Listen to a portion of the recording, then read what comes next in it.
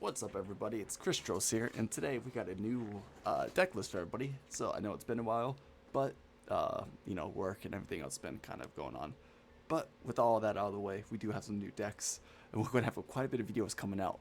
We have penguins. We have two penguin videos actually. We got a 60 card one and adventurers. We got new assault mode decks coming out. We got funderies. We got new sus ships. We have a lot coming up, so I hope you all enjoy. And let's get right into it. So the first one is going to be penguins. Oh boy, penguins are actually a very fun deck to play. In real life, I do enjoy it a lot. They're a lot of fun. A lot of people kind of sleep on them, and I get why, because they're not as competitive. But with that out of mind, if you like a fun gimmick deck that can actually still wins and control the game, this might be for you. So it is 60 cards. You can narrow this down to 40 if you really wanted to, but for me, I enjoy 60, so I went with that.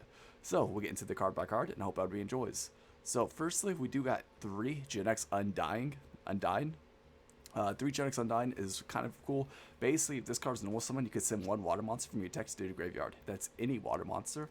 Then you could add 1 Gen X controller to your deck to your hands. We are running 3 of them.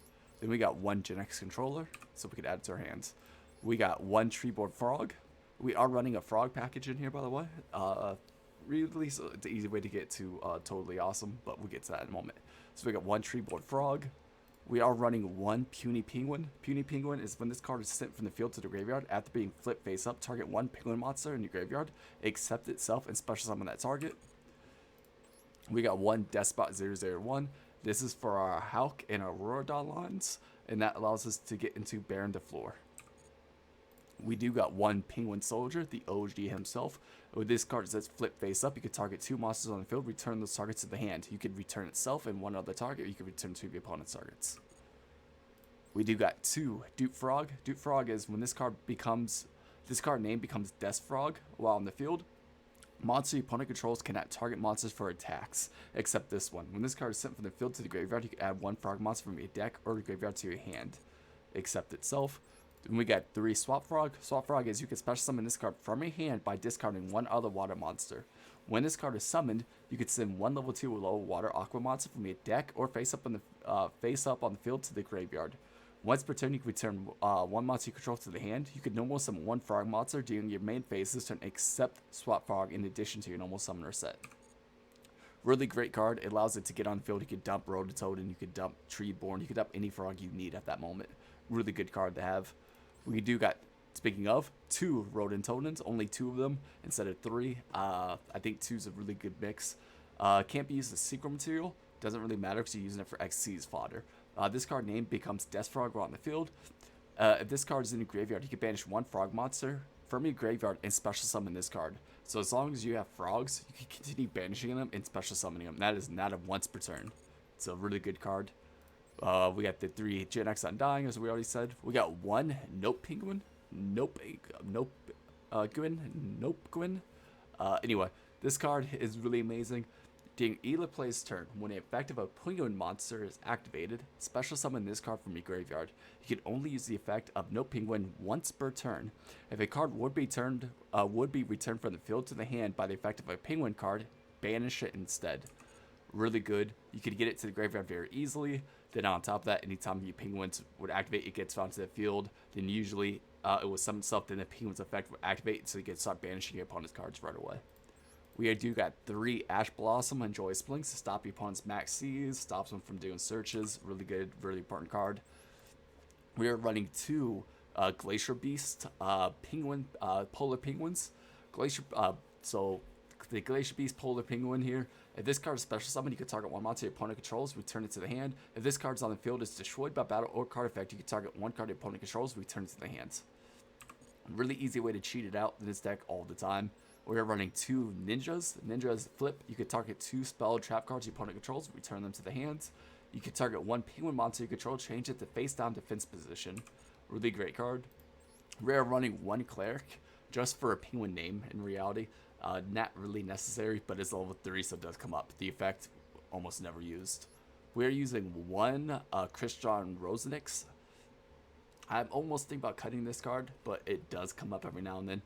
This card is you could target one face-up card you control. You can't special summon monsters from the extra deck for the rest of the turn except machine synchro monsters. Also destroy this card if you do special summon one Crystron tuner from your deck. You would never use that effect. What you're using it for is you could banish this card in your graveyard, special summon one Crystron token, level 1, and it can't be tributed. You could only use it once per turn. So that's what you're using it for, is to get a token onto your field. And that allows you to go into different synchro plays really easily to get the correct numbers that you need. We got a couple bricks. We do got one Destiny Hero Celestial, and then we got one Destiny Hero Dasher. So those are our bricks. Now for our most important penguin cards. We got two Great Emperors. You could tribute this card, special summon up to 2 penguin monsters from your deck except itself. And the 2 you really wouldn't be summoning all the time would be a really good play. Would be straight up summoning no penguin. And then you could summon, Glacier. And that's level 3, 2 level 3s. You can make Pet Brave. Brave's effect will come up. It'll re-special summon no penguin to your side of the field. And you could special summon like Penguin Soldier face down with Brave. Then you have 3 cards on the field right away. Really great card. Cannot undermine how important this card is. Definitely worth running 2 of them.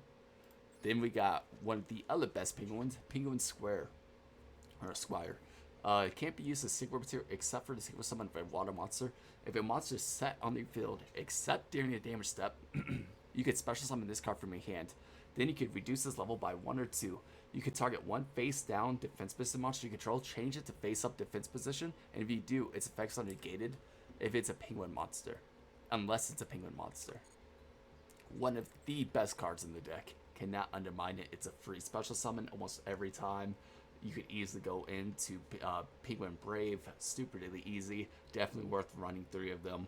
If you're not, I don't know what you're doing. Like I said, it's one of the most important cards in the deck. So, we got 1 Harpy's Feather Duster for back row hate, 1 Card Destruction. You do kind of get bad hands. The Card Destruction is a nice way to clean it up.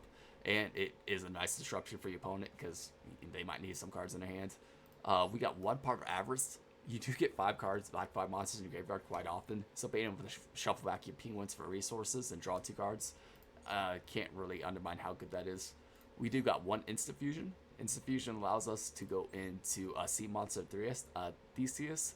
It's level 5 tuner, and that allows us to go into more of our synchro plays right off the bat. Cannot underestimate how important Instant Fusion is. We got 1 for 1. 1 for 1 allows us to go to our Cheapo Farm or Puny Penguin right away.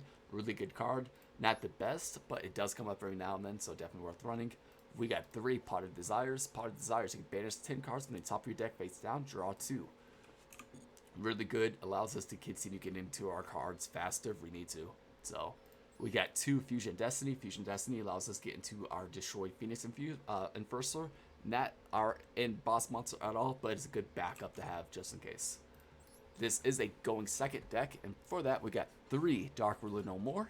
Dark Ruler is amazing. It negates all effects of face-up monsters your opponent controls until the end of this turn. Also, for the rest of the turn, after this card resolves, your opponent takes no battle damage. So, when you're doing it, it allows you to set up your board so you could get rid of theirs really quickly. You could probably cut this from this deck. I do find it good to have, but it's really up to you. If you have like Forbidden Droplets or something like that, you might want to run that instead.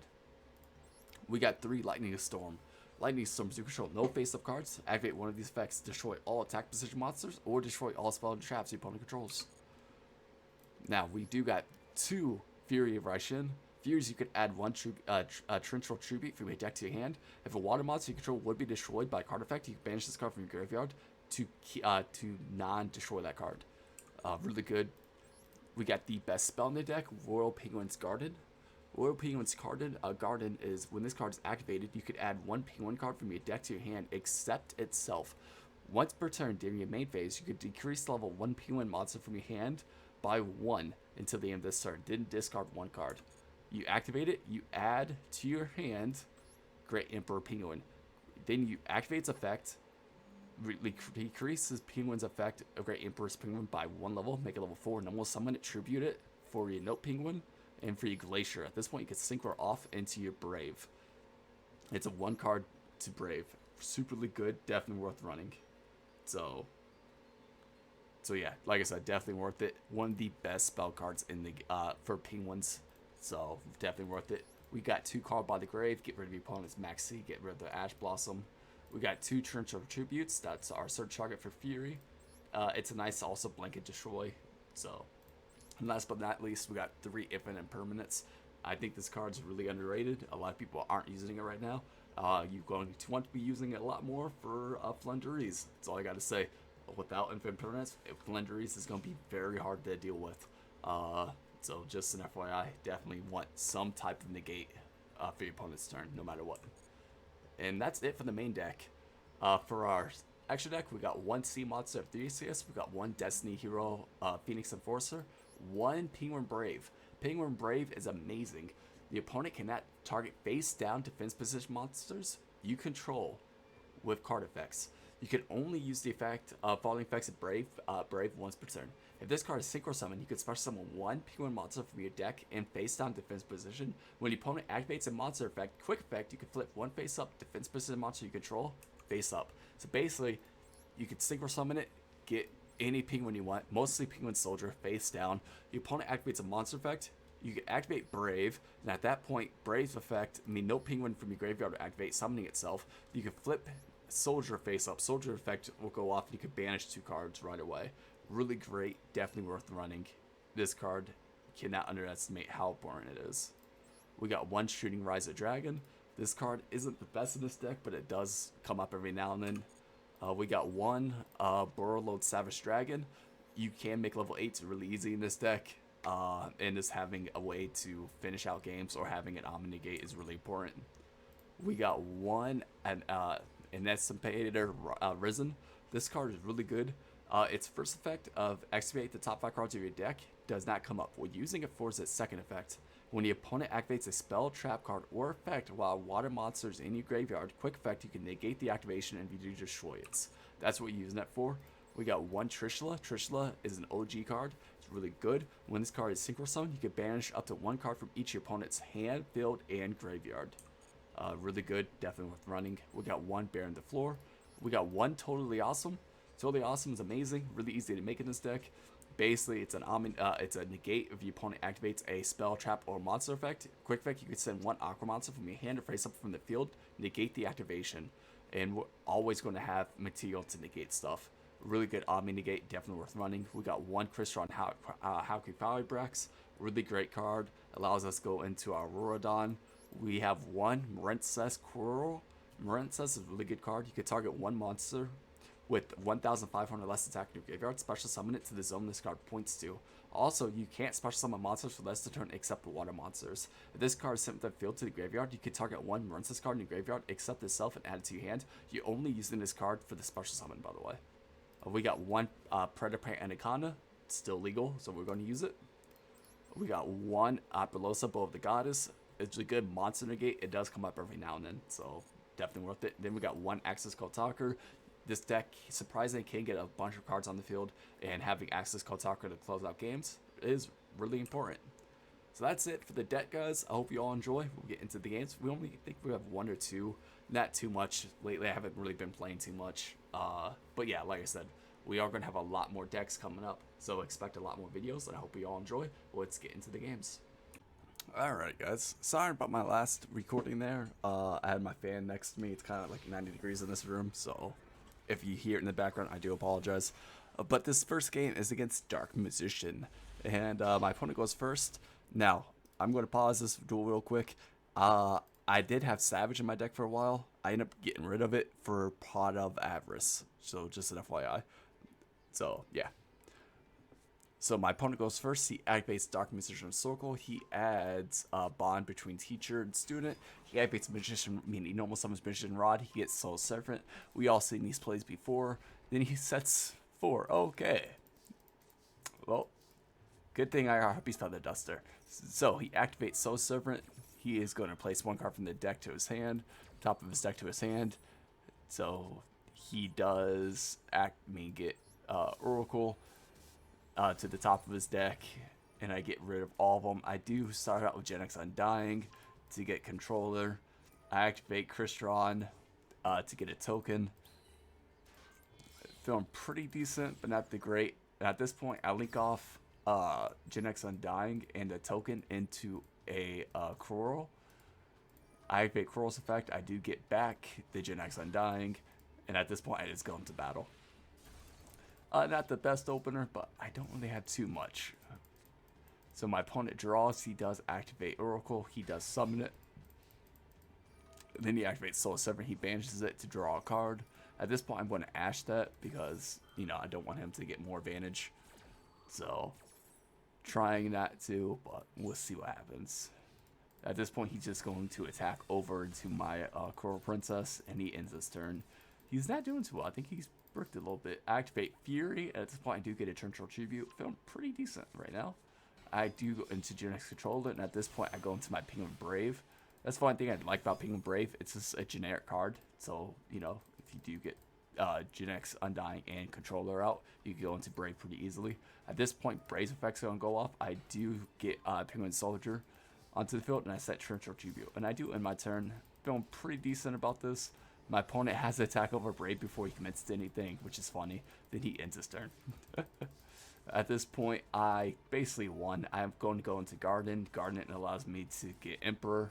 Garden's effect, I low Emperor. Emperor is going to get rid of Rototoden. Then I activate Emperor's effect, and I do get Note Penguin and Glacier. Glacier effect is going to banish, and at this point, I'm going to go into my second Brave. I was running 2 for a while. I cut it down to 1 because scenarios like this didn't really come up all that often. Note Penguin's going to affect, and it does summon itself. Then Brave is going to come up, and I do get Ninja. At this point, I'm going to attack for quite a bit of damage. So, he's not doing too decent. I could banish monsters, and I could banish spells and traps. So, no matter what he wants to play, I basically just won.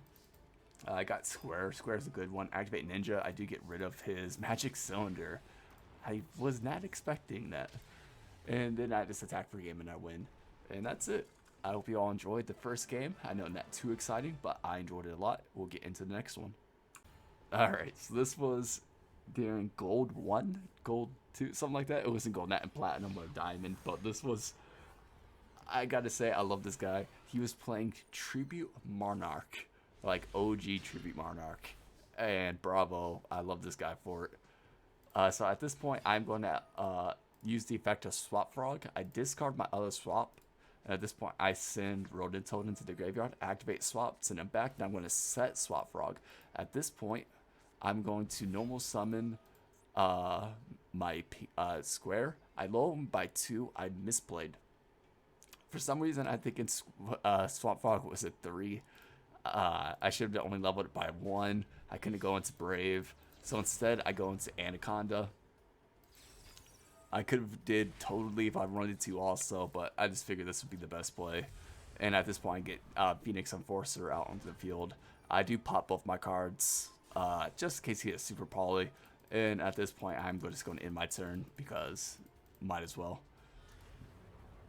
Phoenix Enforcer comes back. We all know this. He activates Double Summon. I'm like, okay. He activates, no one summons Kaiser. It goes into Caius. I love Tribute Monarch. My very first competitive deck, fun fact for everybody, was a Frog Monarch deck. Where you basically wanted to get Treeborn Frog in the graveyard, brought it back every turn, had Will of Degree up, was like the only trap you use. Use cards like Double Summon, Soul Exchange, stuff like that to get review upon his monsters. It was a great, fun deck, and it got me into Yu-Gi-Oh! So this is fun to see this. Kaiser's effect is going to activate. Kaiser's effect will return to the hand. I do activate Phoenix Enforcer at this point, popping my card and his Shadow Monarch. So that way he can't banish my cards. Kaiser goes back to the hand, but he already normal summoned, and he uses his double summon already, so he can't really do too much. At this point, he just sets a 1, and he ends his turn. My Phoenix Enforcer is going to come back. Feeling pretty good about this. I'm going to activate Phoenix Enforcer, pop his card. He activates Dark Advance. He's going to get 1 of his Monarchs back to his hand, if I remember correctly. Yeah, he gets Shadow back to his hand. And at this point, Phoenix will just pop both. Feeling pretty decent. Phoenix Enforcer activates. At this point, I set 3 and activate Celestial, so that way I could draw 2 cards. And not the best. I activate Rototoden, and I banish Swap Frog to bring back. At this point, I will go into Coral. Course effect will activate and get another Swap Frog. At this point, Swap Frog effect, I activate Dupe Frog. Dupe Frog is in the graveyard, activate Rotonin, banish the Dupe Frog, and I get Rotonin back on the field. At this point, I'm going to go into Totally Awesome. So now I got an Omni Negate, and I got Infinite Impermanence. I'm feeling really good about my position here. There's not much my opponent can do, and yeah, I get Phoenix and Force back onto the field. This is a really impressive board. Totally Awesome is going to get rid of one, special summon a frog, and at that point, my opponent concedes. That was it. Like I said, this was a very fun deck. Not the most competitive for sure. But yeah, I enjoyed it. I hope you all enjoy it also, and I'll catch you all, although in the next video.